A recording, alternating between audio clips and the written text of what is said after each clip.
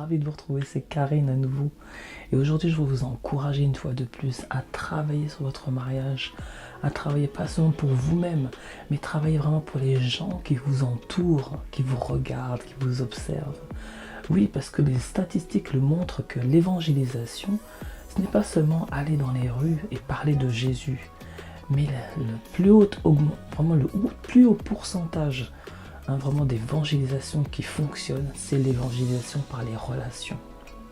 C'est-à-dire que vous connaissez des gens, vous devenez amis, et ensuite ils sont gagnés au travers de votre style de vie, au travers de votre attitude, de votre comportement, sans même parler de Jésus.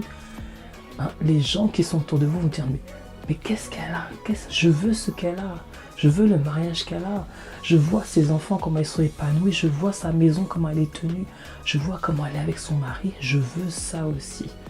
Et c'est cela en fait.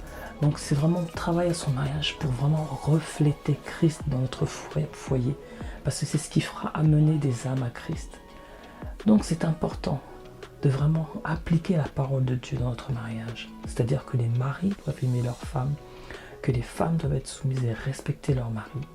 Mais si vous ne le faites pas, si vous ne respectez pas votre mari, si vous ne vous êtes pas soumise à lui, c'est-à-dire que vous mettez en doute la parole de Dieu et les gens qui sont autour de vous vont dire mais c'est bizarre, elle se conduit comme dans les gens du monde. Qu'est-ce qu'il y a de différent avec moi, mon mariage, j'ai la même chose, je me bats avec mon mari tous les jours et je vois qu'elle a la même attitude que moi. Donc, qu'est-ce qu'elle a de plus et qu'est-ce qui me fera aller vers Christ si elle a la même vie que moi? Donc, c'est très important. C'est très important de travailler à son mariage parce que nous savons qu'en tant que chrétienne, notre mariage est notre ministère et nous devons y travailler tous les jours. Et n'oubliez pas surtout qu'il y a certaines personnes dans votre entourage. Vous serez la seule Bible qu'ils vont lire. Peut-être que ces personnes-là n'iront jamais à l'église.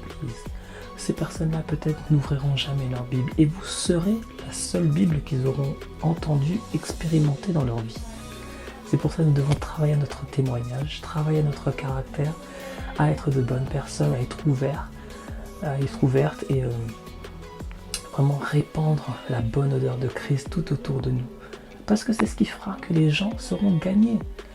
Et que le monde entier sera sauvé, comme ce que Jésus nous a demandé de faire. Allez, à bientôt.